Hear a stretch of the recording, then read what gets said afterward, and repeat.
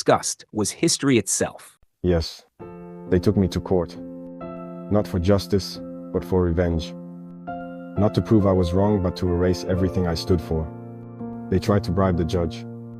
Offered him comfort, protection, money, titles. All for one thing. Sign the paper, approve the arrest, let them drag me out in chains. But this is Africa, and not every man can be bought.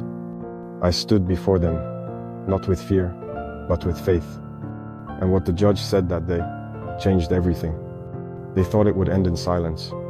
Instead, it ended with truth. Now let me show you what happened inside that courtroom. They tried to arrest him in court, but what the judge said surprised everyone. The courtroom was packed, every seat taken, every corridor filled with whispers. Journalists clutched their cameras. Soldiers lined the walls. People stood on tiptoe outside the doors just to catch a glimpse. Not because it was just another trial, but because of who stood inside it. Captain Ibrahim Traore. He wasn't there as a defendant, not officially. He had come to answer a summons, an inquiry into his leadership, masked in legal language. Unconstitutional conduct, regional disruption, abuse of executive authority. But everyone knew what this was.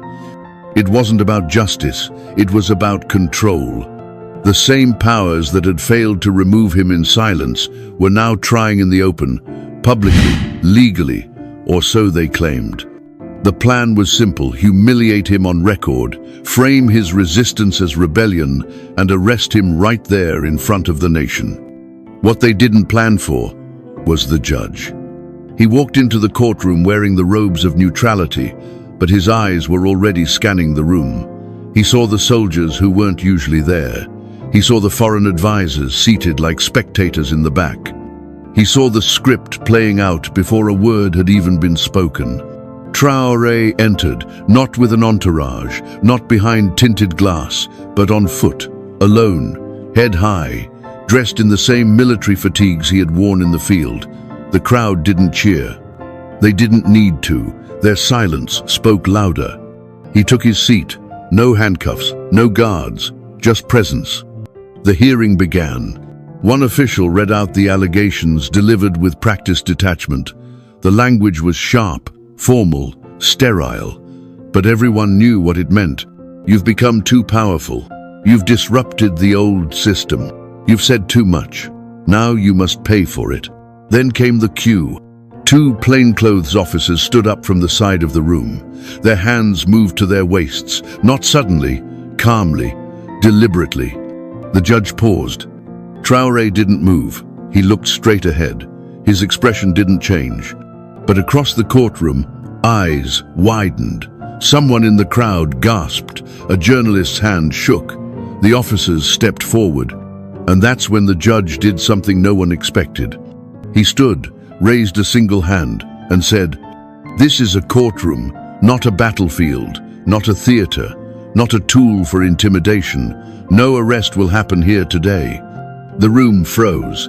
The officers hesitated, looked to someone in the back, waited, but no order came. The judge turned toward them. "You do not carry authority here. The law does, and the law is not afraid." Whispers broke into murmurs. The crowd shifted. Outside, the news had already spread. They're trying to arrest him. In court? What did the judge say? Inside, Traore finally stood. He didn't raise his voice. He didn't call names. He simply said, "Is this how we treat those who serve? Is this what justice has become a stage for silencing?" He looked around. "To the officers, I forgive you.